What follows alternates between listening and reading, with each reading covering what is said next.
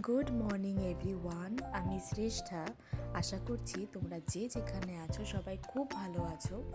তো আজকের দিনের এই ব্লগটা খুব স্পেশাল। এই ব্লগটা আমার 2 দিন আগেই করা হয়েছে।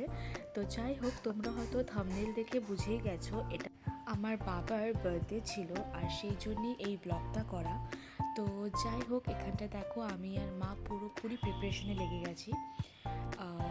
বাবা অলরেডি বুঝেই গেছিলো যে এইসব খাওয়া দাওয়া রান্নাবাড়ি এসব বাবার জন্যই করা হচ্ছে, বাট স্টিল আমি আর মা ট্রাই করেছি যেন বাবাকে অল্প হলেও সারপ্রাইজ দিতে পারি।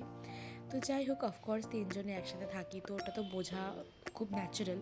তো বাবা জেনেও গেছে, বুঝেও গেছে, but that's fine, it's okay.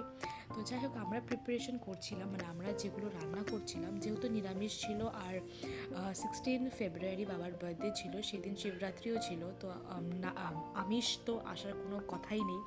তো আমরা নিরামিষ রান্না করছিলাম। এখানটা বানাচ্ছিলাম আমি পনির, তার সাথে ছিল মিক্স ভেজ, আর তার সাথে ছিল হচ্ছে 5 রকমের ভাজা, আর তার সাথে আই থিঙ্ক ইয়েস পায়েস মা বানিয়েছিল। মা বানায়নি পায়েস, অ্যাকচুয়ালি দিভাইদের বাড়ি থেকে, মানে দিভাইদের বাড়িতে যেহেতু শিবরাত্রির পুজো হয় তো ওরা অনেকটা পায়েস পাঠিয়ে দিয়েছিল।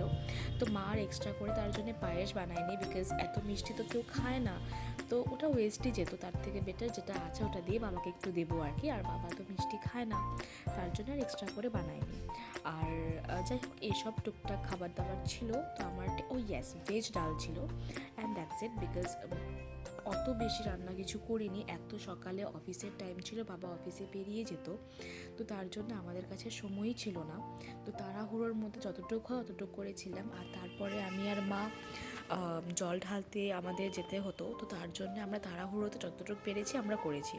এখানটায় মা ভেজ ডালটা বানিয়ে ধুয়ে মা চলে গেছে পুজো করতে, আর বাকি যা 5 রকমের ভাজা, পনির তো হয়েই গেছে সাইডে আমার। এখানটায় আমার ভেজ ডাল ডান।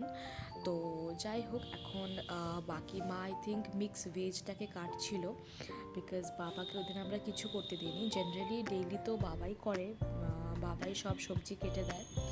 তো দেখাচ্ছিলাম যে হ্যাঁ আমিও রান্না করছি।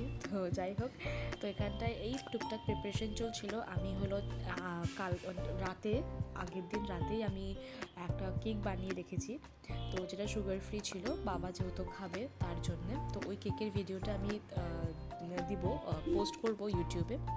তো যাই হোক, ওটা ছিল ড্রাই ফ্রুটসের কেক, বিকজ যেহেতু বাবা বিস্কিট বা ওইসবের কেক খেতে পারে না, মানে মিষ্টি যে জিনিস আর কি, যেরকম ওরিও এসব দিয়ে আমরা কেকটা বানাই, তো ওটা তো বাবা খেতে পারে না, তার জন্য আমি সুগার ফ্রি ময়দা এসব দিয়ে একটা কেক বানিয়েছি। আমি ওই ভিডিওটা পোস্ট করব।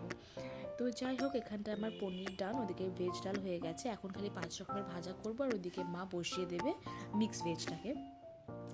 তো চলো তোমরা রান্না দেখতে থাকো। আমি যখন ইয়েস আরেকটা কথা, আমি লাস্টে প্লেটিংটা খুবভাবে দেখাইনি, বিকজ আমি প্লেটিংটা নিয়ে একটা আলাদা করে ভিডিও করেছি, তো ওটাকেও আমি পোস্ট করব রিলে, তার জন্য আমি আর এক্সট্রা করে এখানটায় বেশি একটা বড় করে নিয়ে ভিডিওটাকে।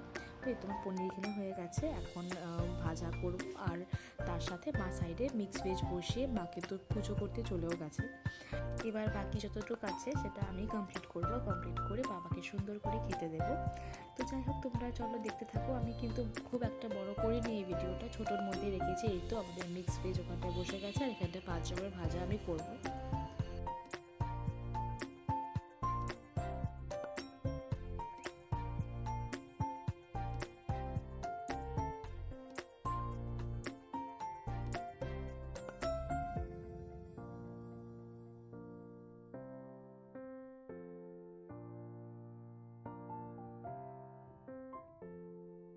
এখানে লাস্ট খালি আমার মিক্স ভেজটা হচ্ছিল, মোটামুটি হয়ে এসছে, জাস্ট লাস্ট একটু খালি দেখা। আর এখানটায় 5 রকমের ভাজা আমার রেডি। তো এবার আমি প্লেটিং করব। এই প্লেটিংয়ের ভিডিওটা আমি রিল করেছি একটা, তো সেটা আমি তোমাদেরকে রিলে পোস্ট করব, তখন তোমরা দেখো। তো এই তো এতটুকুই আজকের প্রিপারেশন। যদি এই ব্লগটাতে কিছু ভালো লাগে, then do like, comment, share and subscribe to my channel. And yes, তোমরা সাপোর্ট করো আমাকে, সো দ্যাট আমি আরও ভালো ভালো ভিডিওস পোস্ট করতে পারি।